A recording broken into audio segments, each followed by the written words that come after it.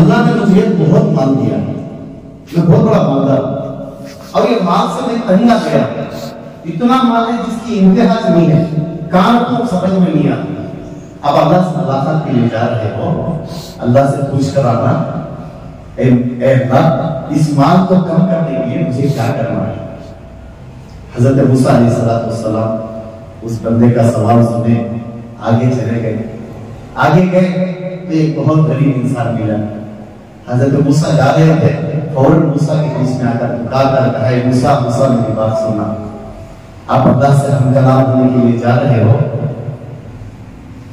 अल्लाह पाक से पूछना कि मूसा कि मैं बहुत तंगदस्त हूं, मैं बहुत परेशान हूं, मेरी तंगदस्ती की इतनी गुर्बत है कि मुझे रहने के लिए घर नहीं, पहनने के लिए कपड़ा नहीं, खाने के लिए खाना नहीं, मैं बहुत परेशान हूं, बहुत तंगदस्ती से वक्त मेरा गुजर रहा है।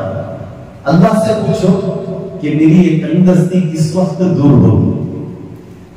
हज़रत मूसा अलैहिस्सलाम दोनों के सवाल सुने और अल्लाह से मुलाकात के लिए गए थे। अल्लाह ने बुलाए थे, जिसका मकसद के लिए बुलाए थे, अल्लाह ने वो बात पूरी हुई। जाते हुए हज़रत मूसा अलैहिस्सलाम ने वो दो बंदों के सवाल अल्लाह के सामने रखे। अल्लाह पाक ने कहा, ऐ मूसा जाकर उस गरीब बंदे से कहना कि मेरा शुक्र अदा करे, और उस मालदार से कहना अगर उसके माल में कमी चाहता है तो मुझे नाशुक्री करे। हज़रत मूसा अलैहिस्सलाम जो वापस आए, सबसे पहले गरीब आदमी मिला। उसने कहा, मूसा अल्लाह ने क्या कहा है?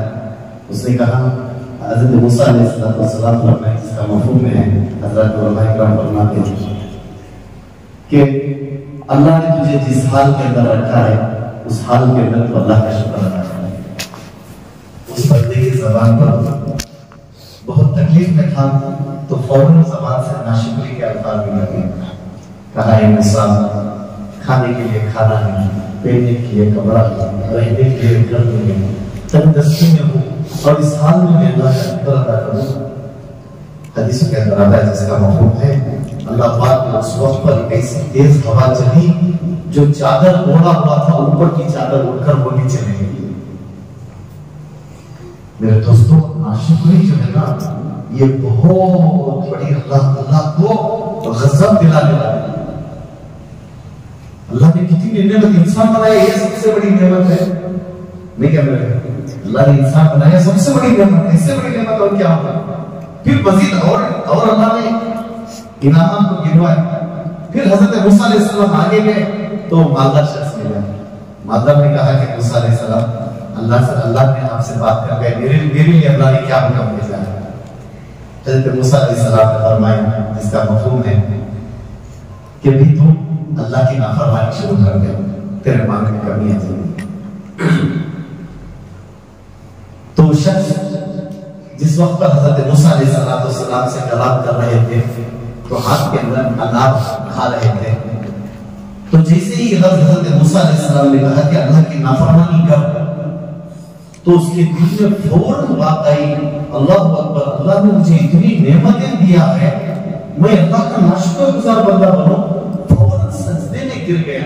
जैसे ही सजदे में गिरा, वो जो हाथ में अनार था खा रहे थे, वो दाने जमीन पर गिरे और बिखर गए। और जैसे ही बिखरे, मेरे दोस्तों, बुजुर्गों और भाइयों, बनी इस्राइल का वाक़या है। हज़रत उलमा इकराम फरमाते हैं, वो जो दाने थे, अनार के दाने, सोने के दाने बन गए, गोल्ड बन गया वो के लिए। ये क्या है? शुक्रगुजारी। शुक्रगुजारी। अल्लाह ने हज़रत इंसान बनाने के बाद अल्लाह पाक ने हमें ईमान दिया। क्या दिया? ईमान। ईमान की वो कीमत है, अगर कोई बंदा अगर इसका तसव्वुर भी करे तो कर नहीं सकता।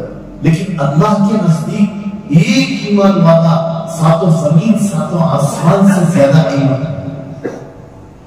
कोई कीमत अल्लाह के पास सात जमीन की कोई कीमत नहीं है, सात आसमानों की कोई कीमत नहीं है। इसके अंदर हीरे जवाहरात, चांदी, घर, जवाहर, ये जितनी नेमतें हमें नजर आ रही हैं, ये सारी की सारी नेमतें अल्लाह के पास कोई कीमत नहीं रखती। एक कीमत वाले की कीमत अल्लाह के पास सातों जमीन सातों आसमान से ज्यादा कीमत है। मेरे दोस्तों, हमने नहीं पहचाना अल्लाह ने कितनी नेमत दिया है बोलकर। इसलिए ये जो मुसाकिलें होते हैं, ये जो हफ्ते में मुलाकातों के जरिए, ये सारी जो मेहनतों का खुलासा यह है कि हम सोए हुए हैं, जाग जाओ बोलकर जगाने के लिए हमारे उलमा इकराम की मजलिसों में बैठना, और जो है ना ये दीन की मजलिसों में बैठने के लिए इसीलिए ये मजलिसें लगती हैं, ताकि हम भूल चुके हैं अल्लाह पाक ने हमें किस मकसद देकर भेजा है।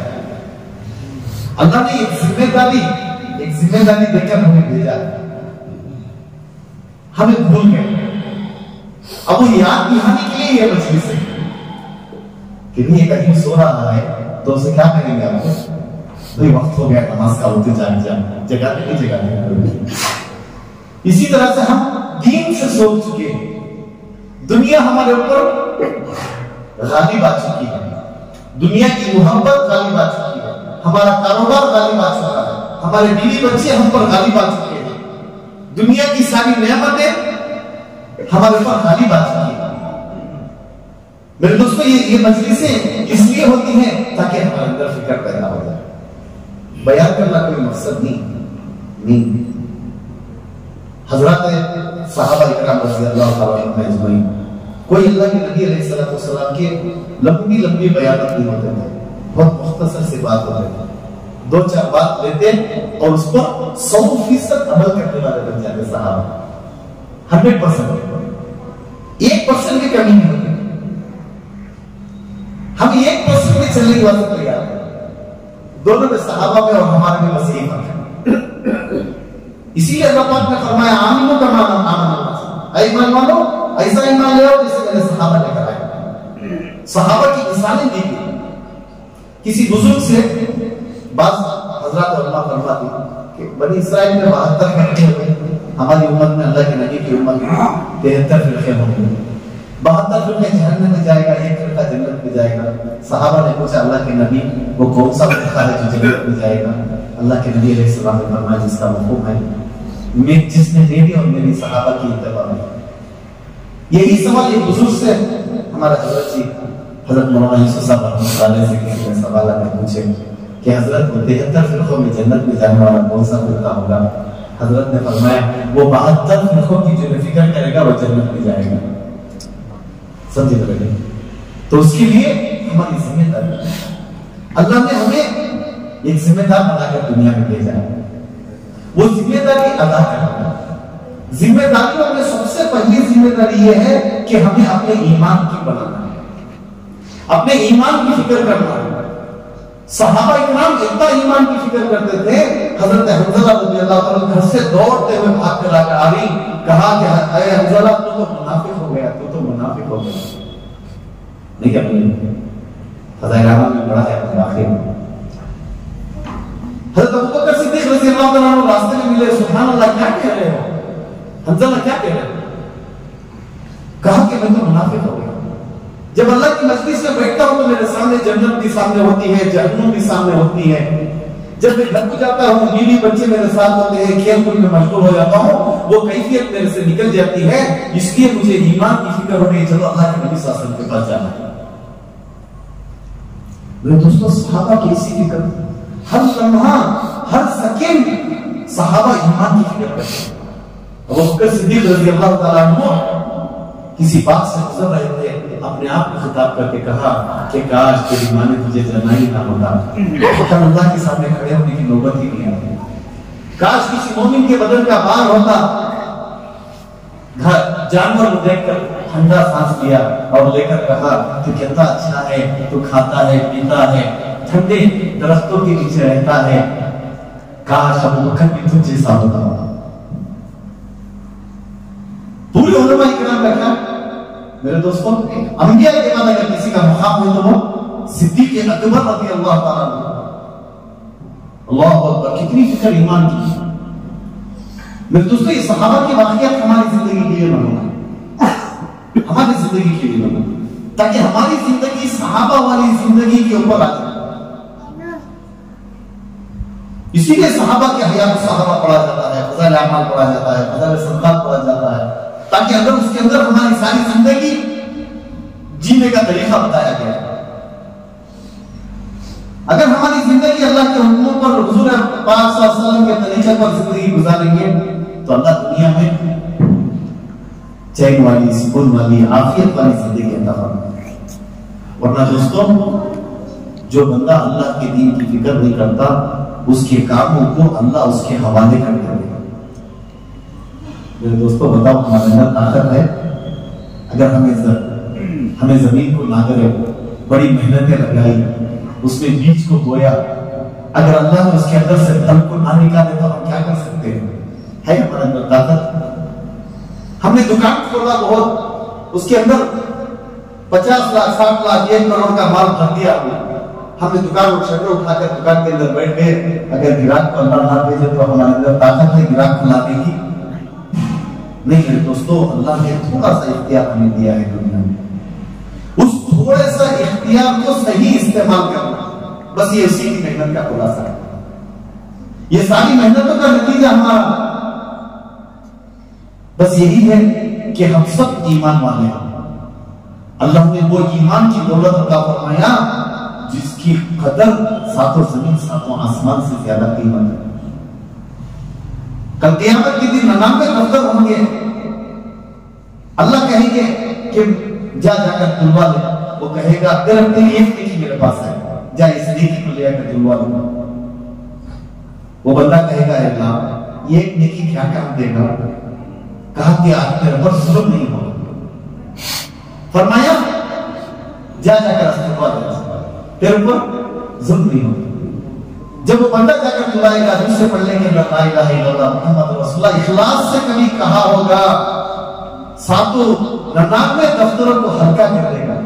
ये इतना वजनी ईमान, वो कलीमा अल्लाह ने मुझे और आपको दिया। मेरे दोस्तों, बहुत बड़ी नेमत है। जन्नत में जाने के वास्ते ईमान उनका होना चाहिए। चाहे दुनिया में बगैर ईमान के सारी दुनिया की दौलत गैरों के ऊपर लौटा दो, जो कर सकते हो वो कर लो, लेकिन उसका बदला अल्लाह दुनिया में दे देंगे, आखिरत में कोई बदला उसका नहीं मिलेगा, दुनिया में दे देंगे अल्लाह के साथ।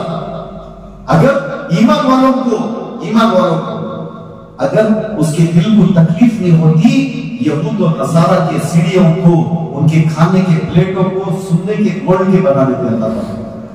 इसे दिल को तकलीफ होगी, अल्लाह तो गैरों को इतना माल दिया है तूने, मैं तो तेरा नाम लेने वाला हूं, मुझे क्यों नहीं दिया?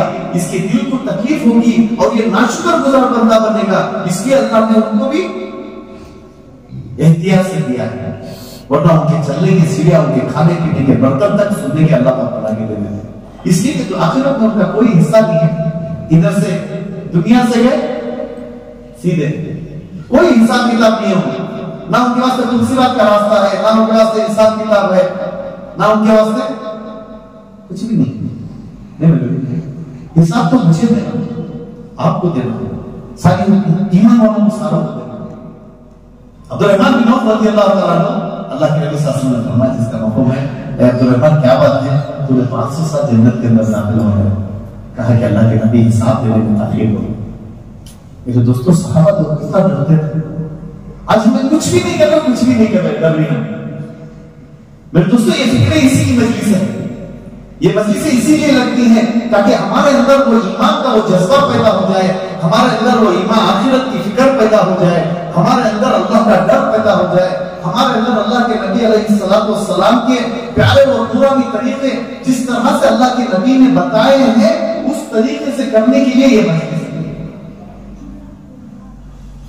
आहिस्ते आहिस्ते आहिस्ते एक एक बात बंदे के अंदर दाखिल होती जाएगी, उन्हें अमल करने वाला लगेगा। जब इस मजलिसों में बैठेगा, फिक्र करेगा कि मैं अपनी जिंदगी को बदलने का जब तक इन्हें इरादा नहीं करता, अल्लाह की इसकी जिंदगी को बदलने का इरादा नहीं करता। इन तंसुरुल्लाह यंसुरुकुम, तुम मेरे दीन की मदद करो, मैं तुम्हारी मदद करूंगा। हम मदद करने आए तो अल्लाह की मदद आएगी, हमें तैयारी नहीं है, देखिए अगर करनी भी तो अल्लाह माफ फरमाए। बस ये फिक्रे हैं ताकि चिंता कर रही अल्हम्दुलिल्लाह अल्लाह का शुक्र है, लेकिन उसके अंदर और इजाफा अल्लाह के लिए हम जितना दे सकते हैं। हज़रत मौलाना कासिम भाई साहब रहमतुल्लाह अलैह फरमाया करते थे कि अभी जो बंदा थोड़ा भी बहुत ज्यादा है और बहुत ज्यादा भी थोड़ा ही है, तो उसके लिए हमारे अंदर अल्लाह पाक ने जितनी सलाहियतें दिया है वो सलाहियतों को लगाना है। हमें बैठकर सोचना है, हमें बैठकर फिक्र करना है कि मेरी जिंदगी के अंदर दीन कैसे काम है। मेरे दोस्तों, सबसे पहले तो मेरी अपनी नफ्स है। अल्लाह पाक हमारे से खिताब कर रहा है, या अय्युहल्लज़ीना आमनू क़ू अनफुसकुम व अहलीकुम नारा। ईमान वालों, अल्लाह ने एक ईमान वाले से खिताब कर रहा है। नहीं क्या मेरे, अगर कोई प्राइम मिनिस्टर हमारा नाम लेकर पुकारे तो हमारे अंदर कितना अपने अंदर एक खुशी महसूस होती है, क्या भी एक प्राइम मिनिस्टर हमारे लिए नाम लेकर पुकारा। दोनों जहां का बादशाह, जमीन और आसमान का मालिक, रोज़े जज़ा का मालिक, जिसने हमें पैदा किया है, उसने हमारे से खिताब कर रहा है, ऐ ईमान वालों अपने आप को जहन्नम से बचा लिया। दूसरे नंबर पर अपने बीवी बच्चों को भी बचा लिया। नहीं क्या मेरे, तो हमें फिक्र करना है, बड़ी फिक्र की बात है। बेफिक्री की जिंदगी मौत है, बेफिक्री की जिंदगी मौत है। हर वक्त बंदे को फिक्रमंद रहना चाहिए, हर लम्हा हर सेकंड कि मेरे नफ्स का क्या होगा। इसलिए कि क़यामत के दिन नफ्सा नफ्सी के आलम होगा। अंबिया अलैहिस्सलाम भी नफ्सा नफ्सी के आलम होंगे। हम सारे के सारे मिलकर हजरत आदम अलैहिस्सलाम के पास जाएंगे, पूछेंगे कि नबी आप तो हमारे दादा हो, हमारे लिए दुआ करो, नजात का दरिया कुछ बच जावे। उन्होंने कहेंगे मेरे से खुद खता हो गई, अल्लाह की एक नाफरमानी हो गई जन्नत के अंदर गलती से, उसके बदले में मैं कुछ नहीं कर सकता। जाओ हजरत नूह अलैहिस्सलाम के पास, हजरत नूह के पास, आदम के पास, हजरत ईसा के पास, नबी अलैहिस्सलाम के, हम सारे के सारे जाएंगे। हर कोई नबी माफिरत कर लेंगे। आखिरी में हम सब क्या था हजरत जनाबे मोहम्मद रसूलुल्लाह सल्लल्लाहु अलैहि वसल्लम के पास आएंगे, तो अल्लाह के नबी अलैहिस्सलाम हमारी बात को सुनकर अल्लाह के हुजूर सजदे के अंदर पड़ जाएगा। मेरे दोस्तों, एक ही एक शख्सियत है जो हमारी नजात के लिए अल्लाह ने ऐसी उम्मत के अंदर पैदा फरमाया, जिस उम्मत के अंदर आने के लिए अंबिया अलैहिस्सलाम की ख्वाहिश हुआ करती थी, ऐ अल्लाह उस उम्मत का या तो नबी बना या तो हमें उम्मती बना। नबी का क्या मकाम, उम्मती का क्या मकाम, कोई है? नबी तो नबी होते हैं, उम्मती तो उम्मती है। लेकिन अंबिया की ख्वाहिश थी कि अल्लाह के नबी अलैहिस्सलाम की उम्मत में से अल्लाह भेज देता। अल्लाह ने लिख दिए, दुनिया को बनाने से पहले सारी चीजों को अल्लाह ने लिखकर उस कलम को तोड़ दिया, लिख दिया। अल्लाह ने हम सब पर बहुत बड़ा एहसान किया। मेरे दोस्तों, अगर सही के पास जाएंगे तो मांगे भी तो देगा। अल्लाह करीम है, बिन मांगे देने वाला। बिन मांगे हमें ईमान दिया, बिन मांगे अल्लाह के नबी अलैहिस्सलाम की उम्मत में भेजा, और बिन मांगे अल्लाह के नबी सल्लल्लाहु अलैहि वसल्लम की उम्मत में भेजकर मजीद एहसान ये फरमाया। आज हम सब बैठकर अल्लाह के दीन की बात ये फिक्र कर रहे हैं ताकि हमारी जिंदगी के अंदर भी दीन आ जाए, मेरे बीवी बच्चों के अंदर भी दीन आ जाए, हमारे मोहल्ले में, पूरी बस्ती में, पूरे मुल्क के हर ईमान वाला जहन्नम से कैसे बच जाए, जन्नत के अंदर कैसे चले जाए, बस ये फिक्रे हैं। मेरे दोस्तों, हम सबको बड़ी फिक्र करें। अल्लाह ने ईमान बहुत बड़ी नेमत है। अगर किसी बंदे को दोनों आंखें ना हो, दो कान ना हो सुनने के लिए, बोलने के लिए जबान ना हो, किसी चीज को पकड़ने के लिए हाथ ना हो, चलने के लिए पैर ना हो, ऐसा आदमी भी जिसे अल्लाह ने ईमान दिया, अगर वो सारी जिंदगी सजदे में पड़ा रहकर अल्लाह का शुक्र अदा करे, अल्लाह तेरा शुक्र है कि तूने मुझे ईमान दे दिया, फिर भी शुक्र अदा नहीं होगा। इतनी बड़ी नेमत अल्लाह ने मुझे और आपको दी, देकर हमें सही साबित भी किया है, समझने की अल्लाह ने हमें ताकत दी है, देखने के लिए आंख दिया है, बोलने के लिए जबान दिया है। कितनी नेमतें अल्लाह ने दी है, नहीं क्या बहुत बड़ी नेमत। अगर जबान ना देता तो बोल नहीं सकते, आंख नहीं देता तो आंख तो है, रोशनी है, उसमें से छीन लेते ना पीना, उसके लिए 3 और रात दोनों एक बराबर नहीं कर पाएंगे। अल्लाह की कितनी नेमतें, किन किन, इसीलिए अल्लाह ने कहा कि तुम किन किन नेमतों को ठुकराओ, किन किन नेमतों, अल्लाह ने इतनी नेमतें दी। अगर इंसान अपनी जात के अंदर गौर करे, करोड़ों करोड़ों करोड़ों नेमतें अल्लाह ने इंसान को दिया। अल्लाह ने बहुत बड़े एहसान फरमाया। मेरे दोस्तों, बस इसी की एक फिक्र है। सहाबा रज़ी अल्लाह ताला अन्हुम अजमईन, जिस वक्त पर अल्लाह के नबी अलैहिस्सलातु वस्सलाम दुनिया में तशरीफ लाया, तो सहाबा इकराम ईमान लाने से पहले इस हद तक पहुंच चुके थे कि जहालत की इंतहा को पहुंच गए। यही आखिरी अपनी तलवारों को आजमाने के लिए आप उसके गुलामों गर्दनों को उड़ाते थे। कितनी तेज है ये तलवार। अपनी बच्ची को अपने हाथों से गला खोदकर दफनाते थे। बताओ कि दिल के अंदर थोड़ा सा भी रहम नहीं आता था। ऐसी जालिम कौम पूरी कौम में नहीं गुजरी। बास थे, ताकतवर थे। हजरत हूद अलैहिस्सलाम की कौम, हजरत सालेह अलैहिस्सलाम की कौम बड़े ताकतवर कौम थी।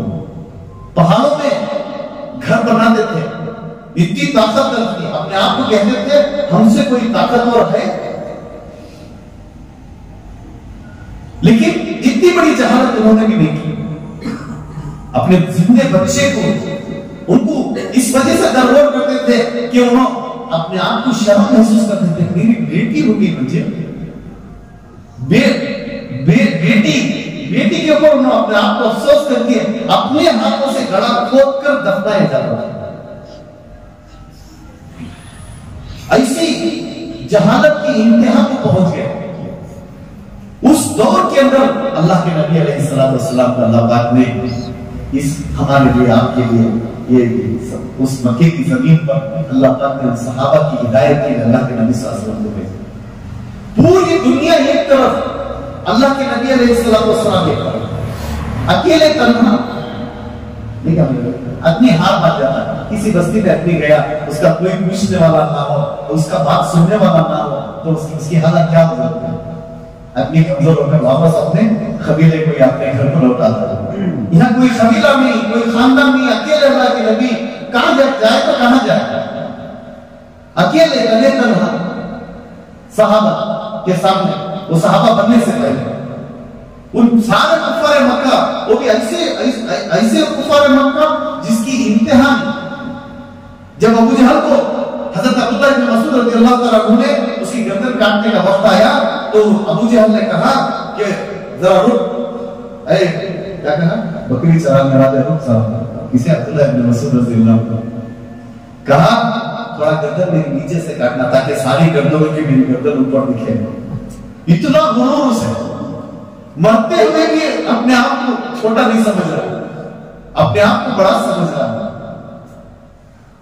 ऐसे दौर में अल्लाह के नबी अलैहिस्सलातु वस्सलाम आए, तो जब सहाबा ईमान कबूल करे तो अपने नफ्स को अल्लाह के नबी के हवाले करता है।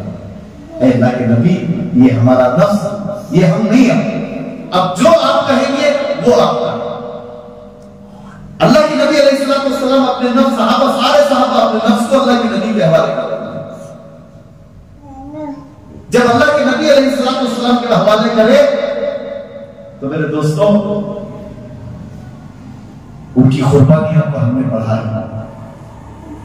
उन्होंने ईमान, 13 साल जो ईमान सीखा ना, वो अंगारों पर सीखा था, रातों में घोड़े मारकर सीखा था,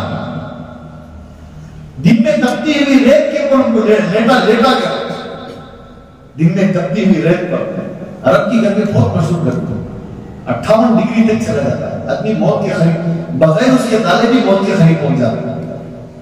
अगर कोई कमजोर हो, कभी इंसान बर्दाश्त कर सकता है। 58 डिग्री 60 डिग्री जो है ना, आम आदमी बर्दाश्त नहीं कर सकता। थोड़ा सा भी कमजोर हो तो उन्हें इंतकाल हो जाता है। वो डिग्री के अंदर सहाबा तपती हुई रेत, पैर रख नहीं सकते आग के अंदर, उस आग जैसी रेत उस पर लेटाया जाता। जब ईमान के अंदर उतरिया तो वो कहने लगे, अहद अहद, अल्लाह एक है, अल्लाह एक है। वही सहाबा थे जो पहले अपने बच्चों को जिंदा दरगोर करने वाले थे, अपने गुलामों को तलवार तेज करने के लिए गर्दनों को उड़ाया करते थे। क्या मालूम बात कि भी एक इंसान को बैठे बैठे मेरी तलवार तेज है कि नहीं करना, मैं गर्दन किसी की उड़ा देने का ऐसी जिहादत के दौर से सहाबा को इस तरह लेकर आए कि जब अपने नफ्स को अल्लाह के नबी के हवाले करे, बड़ी से बड़ी तकलीफ उनके वास्ते मामूली चीज थी। उमर बिन खत्ताब रज़ी अल्लाह ताला अन्हु के दौर में हज़रत खब्बाब से पूछा गया, ए खब्बाब तुम्हारा क्या हाल है, तुम्हें तो बहुत पहले ईमान लेकर आए मक्के के अंदर। अल्लाह हज़रत खब्बाब रज़ी अल्लाह ने फरमाया, जिसका मफ़हूम है कि अपनी आयतुल मोमिनीन मेरी कमर को उठाकर देख लीजिए, आपको सारी बात बयान करने की जरूरत नहीं, खाली देख लीजिए, हड्डी के अलावा कोई चीज नहीं थी। फरमाया मुझे आग के अंगारों पर डालकर घसीटा जाता था, मेरा कसूर सिर्फ ये था कि मैंने ईमान कबूल कर लिया, बस यही कसूर था। कोई जुल्म नहीं करते थे, आपस की कोई झगड़ा नहीं था, सिर्फ ईमान। मेरे दोस्तों ये ईमान वालों के दुश्मन कयामत तक के रहेंगे, कयामत तक रहेंगे, और एक जमात हक पर कयामत तक बाकी रहेगी। इसीलिए ये दीन की मेहनत है, ये दीन की फिक्रे है कि मेरे दोस्तों हमारे अंदर वो फिक्रे पैदा हो जावे कि हमारे अंदर भी सहाबा जैसा, सहाबा के लेवल में तो नहीं पहुंच सकते, नामुमकिन बात है, लेकिन मेहनत करते करते इस दुनिया से चले जाएंगे। कल क़यामत के दिन अल्लाह पाक कहेंगे कि मेरा बंदा भी उस नखल के अंदर शुमार करता था, सहाबा की सफ में तो खड़ा कर देंगे। अगर जिसका सहाबा की सफ में नंबर आ गया उन्हें कामयाब हो। मेरे दोस्तों आज उम्मत का बहुत बुरा हाल, ये हम जो चल रही ना, ये कयामत के बिल्कुल करीब अय्याम में चल रही है। ये ऐसा दौर है कि हर कदम पर फितनों का दौर है, हर कदम पर फितनों का दौर। उसके नजरों की हिफाजत करना मुश्किल है, उसके ईमान की हिफाजत होना मुश्किल है। ऐसे दौर में हम लोग चल रही, अगर ऐसे दौर में अगर हमें इस काम के अंदर लगे रहेंगे तो हमारी नफ्स की भी हिफाजत होगी, हमारे आंखों की भी हिफाजत होगी, हमारी जबान की भी हिफाजत होगी, हमारे कानों की भी हिफाजत होगी। वरना बंदा तन्हाई में बैठकर, अल्लाह ने यहूद और नसारा ने इतनी मेहनत की कि बंदे को अब किसी की जरूरत नहीं है, ना माँ की जरूरत है, ना भाई की जरूरत है, ना बहन की जरूरत है, उसे मोबाइल होना और तन्हाई होना बस। रातों रात गुजर जाती, उसे पता भी नहीं चलता, उसे रात के 3 कैसे बज गए पता नहीं चला, उसे रात के 2:30 बज गए पता नहीं चला, फजर की नमाज इसकी।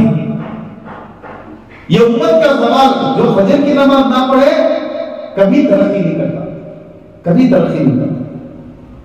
जो बंदा फजर की नमाज पढ़कर अपनी रोजी, हज़रत उमर रज़ियल्लाहु ताला अन्हु इशराक के बाद मस्जिद के अंदर कोई सहाबी बैठे तो उनको उठा को भेज देते, जाओ बेटा दुकान मस्जिद में जाओ, जाकर अपनी रोजी तलाश कर।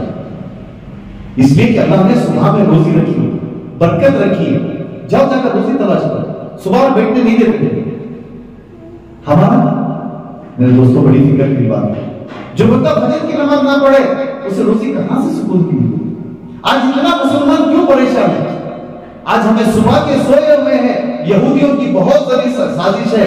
3 बातों में यहूदियों की बहुत बड़ी तफसील वाक़िया है। इन्होंने साजिश रचाई आज से 100-150 साल पहले, एक अजीब साजिश आपस में साजिश रचाई इन्होंने आपस में बैठकर मशवरे किए, प्लानिंग डाले, बहुत सोचकर कि भाई कि ये उम्मत हर वक्त उरूज के ऊपर है, इसे ज़वाल पजीर करना है, कैसे करना, आपस में बैठकर सोचे। फिर कई मशवरे हुए, होते होते होते होते 3 बातों पर आकर इनका आखिरी फाइनल स्टेज पर आ गया। फरमाया अगर इनका बच्चा जैसे ही पैदा होता है, सबसे पहले इसके कान के अंदर अज़ान दी जाती है और दूसरे कान में इकामत दी जाती है। मेरे दोस्तों जैसे ही बच्चे के अंदर कान में अल्लाह की बड़ाई दावत दी जाती है, इकामत दी जाती है, उसका ईमान उसी वक्त मजबूत हो जाता है। हजरत उलमा इकराम फरमाते हैं 6 महीने का बच्चा, उसके अंदर अल्लाह ने इतना दिमाग दिया है कि साइंटिस्ट को भी होता दिमाग नहीं होता दिमाग शार्प होता बच्चे का 6 महीने के अंदर। इसीलिए जब बच्चा पैदा होता है छोटे बच्चे को गानों से और ये जो दुनिया की लहू से बचाकर कुरान की तरफ, हदीस की तरफ उस बच्चे को गोद में लेकर बैठकर उसके सामने तिलावत करो, ताकि वो बच्चे के अंदर वो चीज अंदर चले जाए। इतना दिमाग होता है कि साइंटिस्ट के पास भी नहीं होता दिमाग। 6 महीने के अंदर इतना तेज दिमाग होता है बच्चे का, लेकिन हम नहीं समझ सकते। बच्चे को भी मालूम नहीं, सिर्फ उसे बोलने की ताकत नहीं रहती इसके अंदर, क्या कि हरकत की ताकत रहती, लेकिन दिमाग इतना तेज होता है। एक बड़े से बड़ा साइंटिस्ट भी उसको बच्चे के सामने, दिमाग के सामने उस वक्त पर बेकार। इसीलिए बच्चे को, छोटा बच्चा जब होता है 5-6 महीने के अंदर, कभी कोई गलत लफ्ज उसके कान के अंदर ना पड़े। अल्लाह की बड़ाई बड़ाई बड़ाई बड़ाई बड़ाई लाते हैं। तो इन लोगों ने प्लान करे कि भाई इनका बच्चा पहले ही पैदा होता है तो कान में अजान देकर इसके ईमान को मजबूत कर देते हैं। और दूसरा काम ये करते हैं, जब बच्चा 2 साल 2.5 साल होता है, फौरन इनके मकतब को भेजकर इसके ईमान को, अकायद को और भी मजबूत कर देते हैं ये लोग। और तीसरी बात ये रात में जल्दी सोता है, सुबह में बहुत जल्द उठता है। अब ये तीनों चीजों को इनको रोकना है, तीनों चीजों को इनको इनसे गाफिल करना है। उसके लिए क्या करना है?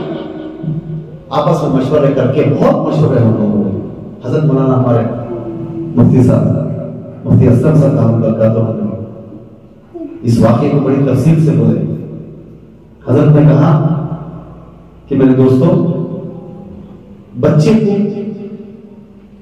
इनके हवाले करने से पहले हॉस्पिटल्स खोलो, बच्चे को इनके हवाले करने से पहले अपना मंत्र इसके कानों में डाल दो। अंदर तो कोई आता नहीं, तन्हाई रहती है, उनके लोग रहते हैं लेबर वार्ड के अंदर, देखिए अंदर, तो क्या करें, हमारा जो मंत्र है जो हमें पढ़ती, उस बच्चे के कान में डालकर उसके बाद इनके हवाले करो, उसके बाद इनकी आजाद दे दो, क्या करनी कर। दूसरी वजह, इनको स्कूल खोलो, ईसाई होते हमारे स्कूल खोलो, और स्कूल खोलकर इनको बेबी सिटिंग से, छोटे बच्चे 2-2.5 साल के, इनका मकतब जाता है, मकतब को छुड़ाओ।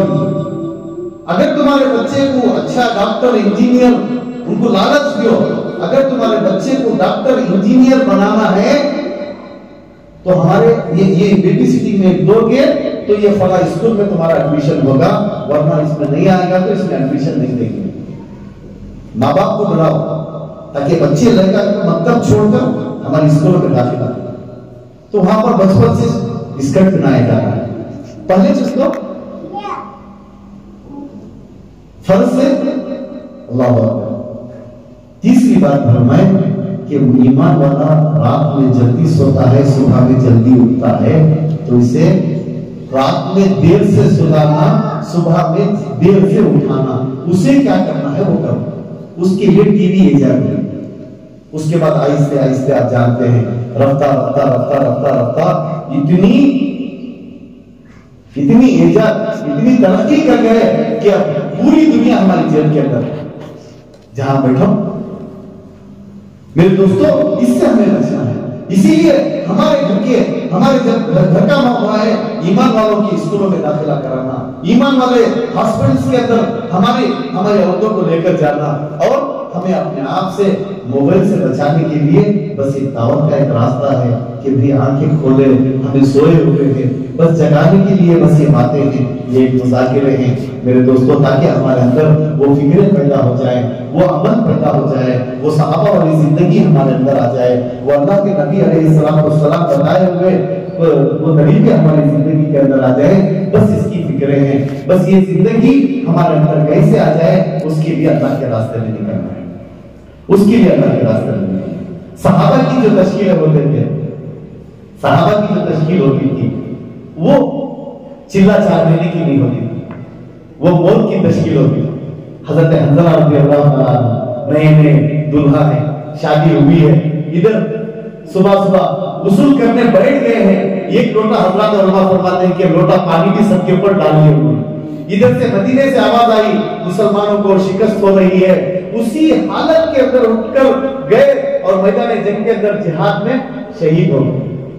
अल्लाह के नबी अलैहिस्सलाम फरमाते जिसका मफहूम है, देखो हमारे शोहदा सहाबा कौन शहीद हुए, सब में तलाश करें, देखिए कि हंजला नजर नहीं आ रहा, तो कहीं दूर कहीं जो ना सर से पानी का टपक रहा है, आकर अल्लाह के नबी अलैहिस्सलाम ने फरमाया, अल्लाह के नबी ये मामला, अल्लाह के नबी साहब जाकर देखे तो फरिश्ते गुस्ल किए थे, इसीलिए उनको गुस्ल मलाइका कहा जाता है। हजरत हंजला रज़ी अल्लाह तआला को गुस्ल मलाइका कहा जाता है। तो मेरे दोस्तों, सहाबा एक सेकंड के लिए भी अल्लाह के दीन में कमी आ जाए, ये एक सेकंड के लिए भी बर्दाश्त नहीं करते थे। तो हमारे अंदर अल्हम्दुलिल्लाह तरतीबें बनाने के लिए, ये कुछ करने के लिए जो है ना, एक फिक्र हमारे सामने एक इज्तिमा होने वाला है, करीब आ चुका है इज्तिमा, कब 20 फरवरी में 20 फरवरी को इज्तिमा तय हुआ।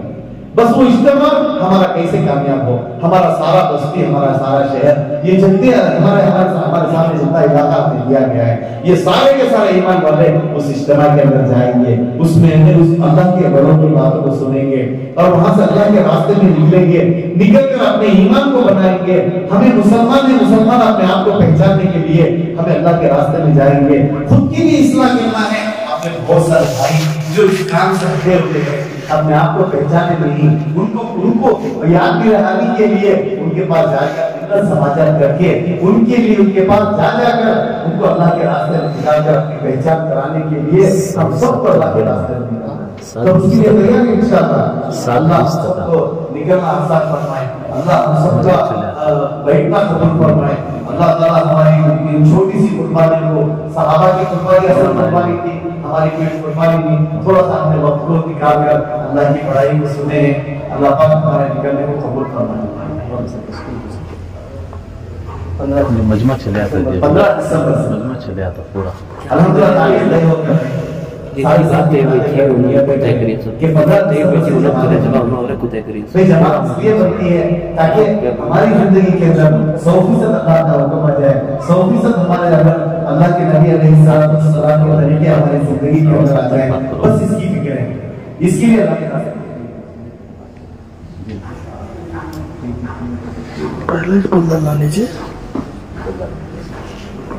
तो उसके लिए तमाम साथी इरादे करें, नियतें करो इंशाअल्लाह। इरादा करना हमारा काम, नियतें करना। अब जैसे बोले कि एक पत्ता भी अल्लाह के हुक्म के बगैर नहीं गिरता, तो हम कहां से अल्लाह के रास्ते में निकल सकते? हमारी क्या औकात है, हमारी क्या हैसियत है? अल्लाह कबूल कर ले, ये सबसे बड़ी नबी है। उसके लिए आप खाली इरादा करें, नियतें करें इंशाअल्लाह कि अल्लाह के रास्ते में जाएंगे। कुछ सदका दियो, 2 रकात नमाज पढ़ो, अगर अल्लाह ने सहूलत दी। मैं हूँ सैयद मुनीर, सुन मेरे रब ये दुआ।